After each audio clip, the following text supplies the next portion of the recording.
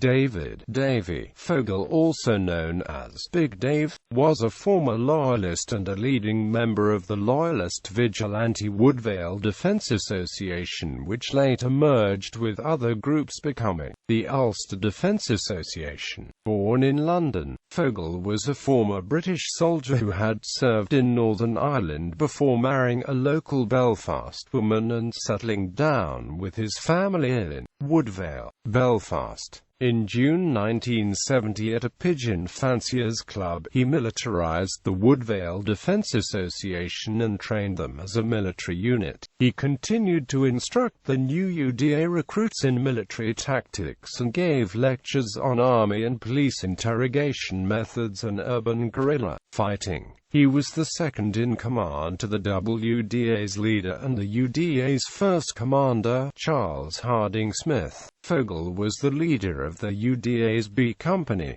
2nd Battalion, West Belfast Brigade, and enjoyed much prestige in 1972, having erected the first UDA street barricades and roadblocks in Woodvale. He left the organisation early in 1973 after he was ousted from power during an internal feud.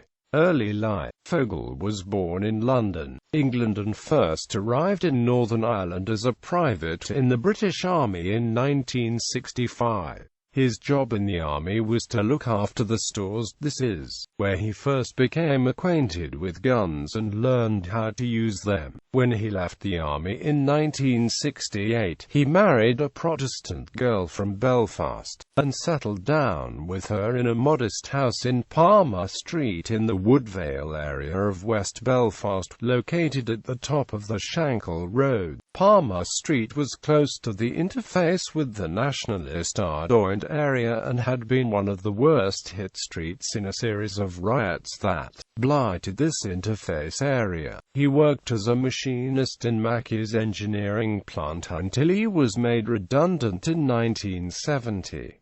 Thereafter he found casual work and collected unemployment benefits. Woodvale Defence Association. Fogel first became involved in the loyalist vigilante group the Woodvale Defence Association in late June 1970 at a meeting held in a pigeon fanciers club on Leopold Street just off the Crumlin Road.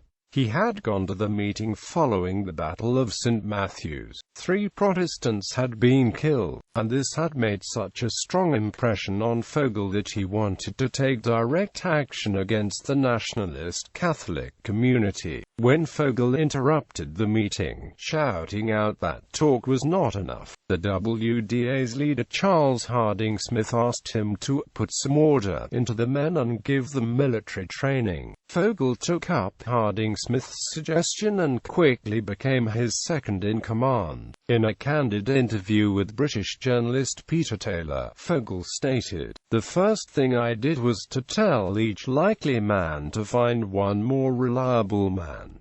Then I did the same with them. That way we got a decent number, about 40. I began to train the men as a military unit. We marched and drilled and used a field out in Antrim for some training, crawling over the grass, up rope ladders, hand-to-hand combat, target practice. I showed them how to make firebombs. We also carved wooden guns for our training. But it would be dishonest to pretend that real guns didn't exist." Quote, he enjoyed the important position he held within the WDA, acknowledging that he walked around the streets with the power of life and death over people. In September 1971, the WDA and other vigilante groups merged into the umbrella paramilitary organization known as the Ulster Defence Association, with Charles Harding Smith as its first commander and Fogel as the second most powerful man in the organization. He continued to train the new recruits to the local Woodvale UDA unit, of which there were many. According to author Ian S. Wood, Fogel admitted the following: "I taught them about unarmed combat, how to break a nose, burst an eardrum, dislocate a spine." Quote, He also gave them lectures on guerrilla fighting and the methods of interrogation employed by the British Army and Royal Ulster Constabulary. Role within the UDA. The UDA saw its first gun battle with the Provisional IRA in December 1971. Shortly afterwards, the British government suspended the Parliament of Northern Ireland and imposed direct rule from London. When Harding Smith and John White had gone to London to purchase arms and were subsequently arrested in April 1972 for gun running, Jim Anderson, a glazier from Crumlin Road, assumed command of the UDA. It was structured along military lines into battalions, companies, platoons, and sections, and had continued to draw new members within its ranks, becoming the largest loyalist paramilitary organization, having about 50,000 members in 1972. The UDA was legal at the time. It remained so until 1992, when it was eventually proscribed by the government. Fogel took control of West Belfast during Harding Smith's absence, and became leader of the UDA's B Company, which covered the Woodvale area. At the end of May, Fogel organized the first UDA roadblocks and barricades, sealing off the Woodvale area into a no-go zone which the UDA controlled. Anderson, the de facto commander, approved of his action and gave Fogel his full support, and the operation attracted much media and press coverage. Time magazine described him as a tough, salty Londoner who commanded the Woodvale Defence Association. In an interview with Time journalists, Fogel spoke of his contempt for the middle-class politicians that made up the Ulster Unionist Party. In June, he and two other of his associates drove to Stormont to negotiate with the Secretary of State for Northern Ireland, William Whitelaw, who made it clear to Fogel and the others his strong disapproval of their erection of permanent street barricades. His fellow members in attendance at the meeting were Tommy Heron and Billy Hull. Fogel had been a strong advocate of sealing off streets linking to nationalist areas, and in July 1972 advocated shutting off Ainsworth Avenue, even though it would have meant some 50 Catholic families living on the street would be cut off from the Springfield Road and held within the Shankle. When the plan became known, William Whitelaw was called on by Ainsworth Avenue Catholics and units of the British Army, under Major General Robert Ford, were sent to the area, where a standoff with the UDA ensued. In the street negotiations, it was agreed that, despite what Whitelaw had stated in the previous meeting, the UDA could erect small temporary barriers, and loose plans were put in place for joint UDA Army patrols, something that the UDA leadership announced at a press conference in the Europa Hotel that same night. That same month, the UDA marched through the city centre of Belfast in a massive show of strength. Fogel's power in West Belfast rose, and as a result he received many visitors to his home, which included American congressmen. It was at the time he received his nickname, Big Dave. He also hired two bodyguards to look after him. He later described his role within the UDA during 1972 as having been a bit of a policeman, magistrate and welfare worker. He often presided over unofficial UDA courts where local offenders from the community were tried. If found guilty, the culprits were given punishment beatings. At the end of the summer of 1972, Fogel, emerging leader Andy Tyree, and other UDA leaders met with an army general to discuss the issue of street barricades. By the end of that year, the UDA and the loyalist rivals, the Ulster Volunteer Force, had carried out 121 killings that they called assassinations. About two-thirds were Catholic victims of what Republicans would term loyalist death squads. Fall from power. Following Harding Smith's release from imprisonment and subsequent return to Belfast, there was a power struggle within the UDA. Harding Smith had declared to his men upon his return, "I'm the boss.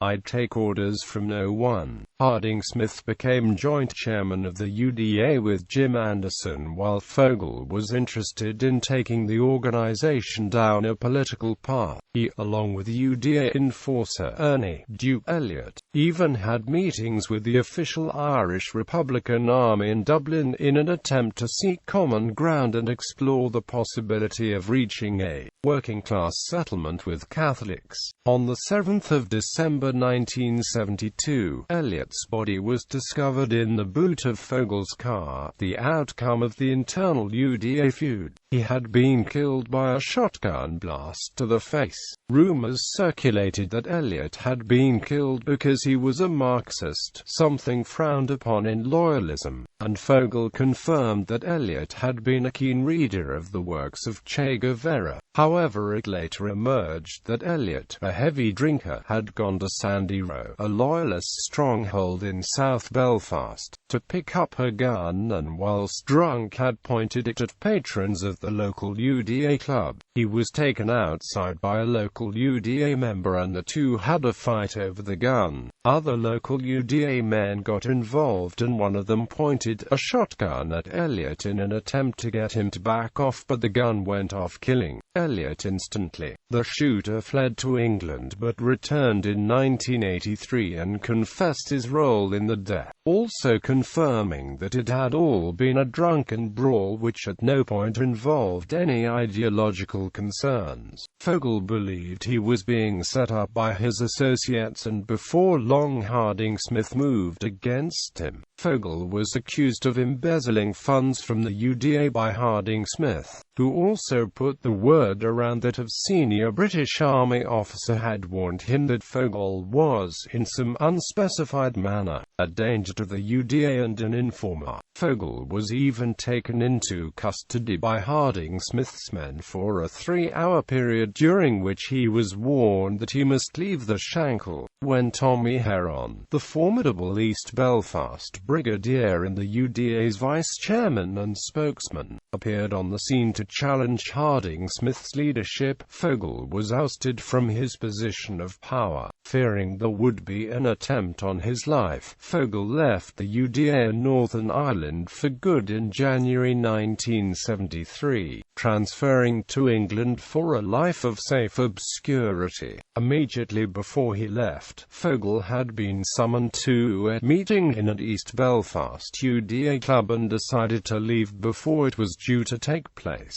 fearing he would be walking into an ambush. Later that year, Tommy Heron was shot dead. Jim Anderson had voluntarily stood down, and Andy Tyree was appointed chairman. Tyree, an early recruit from the WDA, soon became the UDA's supreme commander, a position he would hold until March 1988 when an attempted car bombing brought about his retirement. Less than 4 months before, on the 27th of December 1987, the Provisional IRA had succeeded in blowing up influential South Belfast Brigadier John McMichael in a booby-trap car bomb outside his home. Charles Harding-Smith was long out of the picture. From 1973 to 75, he had tried in vain to wrest the UDA leadership from Tyree. Finally, he had been forced to leave Northern Ireland after surviving several assassination attempts by Republicans and by members of the pro-Tyree faction. Fogel's final involvement came just after he left Belfast, when 2 journalists from the Sunday Times were brought to his home in southern England for an interview. In the course of the interview, Fogel informed them that the UDA had already imported several shipments of illegal arms, including one brought through the port of Dublin. The revelations caused alarm among the UDA leadership, as they were still presenting themselves as law-abiding and feared the organization might face legal sanctions if the stockpiling of weapons came out.